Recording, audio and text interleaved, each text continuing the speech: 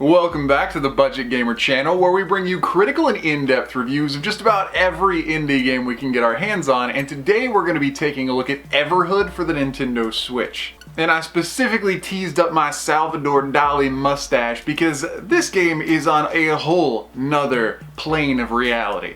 And not to stray too far from the beaten path at the very beginning of the review, but Everhood is a game that makes you do the opposite of what's natural so you can figure out what's normal. And even though for all intents and purposes, Everhood is pretty much a rhythm game overlaid into a top-down adventure, as any good narrative-based game is, the story itself is kind of unfolded and unraveled the further you get into the game. And so all we really know starting off is that the main character is some sort of wooden puppet or marionette. And besides assuming the people who help you are good and the people who don't help you are bad, that's really all that you know.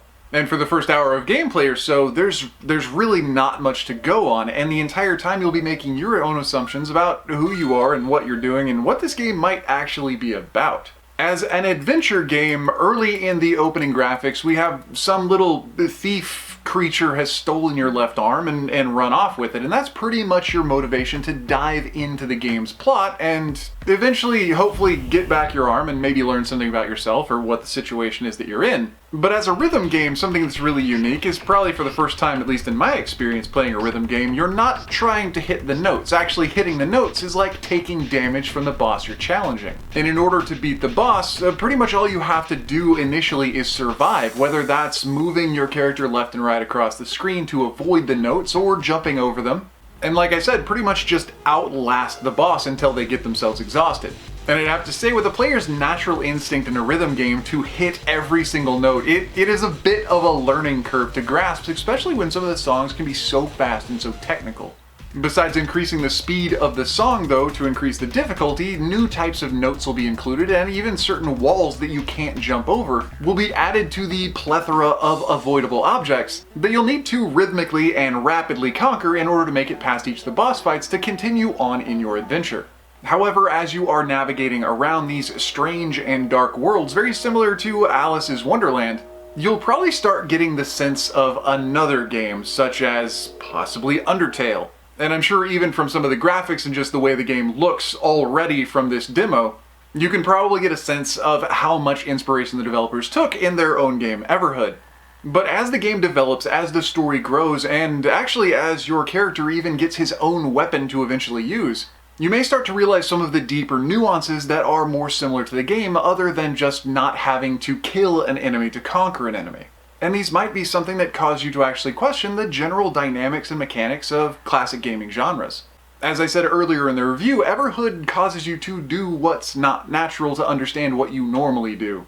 And that's definitely reflected in the rhythm game elements where you're supposed to be avoiding notes instead of hitting them. But even then, there's some less subtle elements that might take you a while to notice, such as certain characters appearing to be bad guys and being good guys, or appearing to be good guys and being bad guys. And other more gossamer concepts rearing their head as a tabletop RPG inside of a rhythm adventure, or the ever-present feeling that such an off-the-wall and random game is way over-scripted. No matter how the gaming experience comes across to you, there's going to be something that causes you to question what is really going on, what are the developers trying to tell me?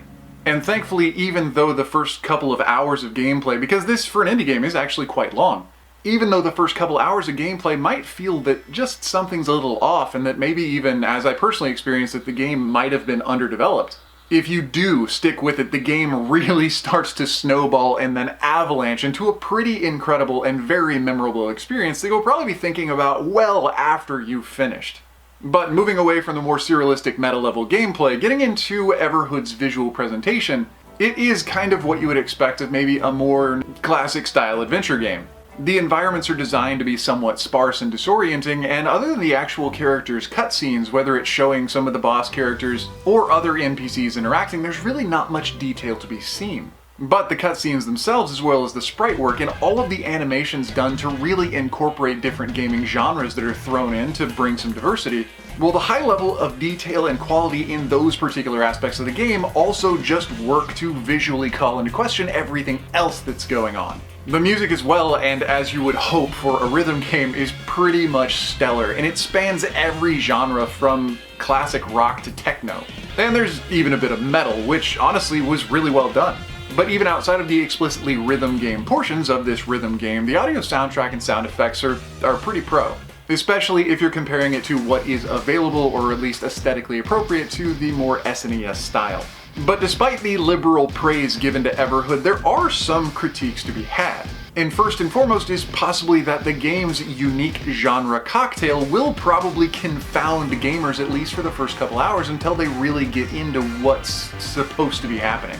Having to avoid notes in a rhythm game is a little bit frustrating, and having an adventure where you don't know what your goal is just a bit disorienting. And so, like I said earlier, even for myself, for the first probably 2 solid hours of gameplay until the story really started taking off, I legitimately felt that Everhood was underdeveloped, and that it might not have been able to offer everything it was trying to sell. And so I do have to acknowledge that the initial experience, that first impression of the game, probably won't be as powerful as it should be to keep a player hanging on. But if you are aware that that initial introduction is meant to be a bit of a lesson that the entire game hinges on later, then hopefully that can be enough incentive, or at least information, to keep a player hanging on to really get what the game's about.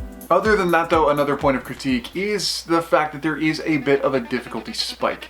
And I should say several difficulty spikes, because every single boss does have that element of that rhythm game for their combat. And given that the player will have to adapt to that anti-note kind of learning curve, the initial learning curve is steep, but then each different boss seems to kind of go up and down almost randomly in difficulty, not following a standard progression.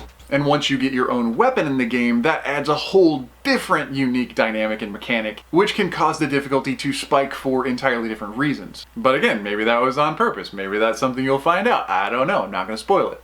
But possibly the last and final critique, which is much less a point of critique than just a point of awareness for the player or anyone who wants to invest their time into Everhood, is the fact that the game probably won't be giving you what you expect. It's going to give you an experience, for sure. But it's not going to play like a rhythm game, it's not going to play like an adventure game, it's not going to play like an open world, zany kind of mind trip, even though that's how absolutely everything appears. And so in a sense, the way that Everhood was developed requires the players to already be invested in the experience so that they will know to stay invested at any point in the game that they feel isn't quite adding up to what they expected. And if that makes any level of sense at all, I'll go ahead and pat myself on the back, because it's really hard to explain this game without spoiling it.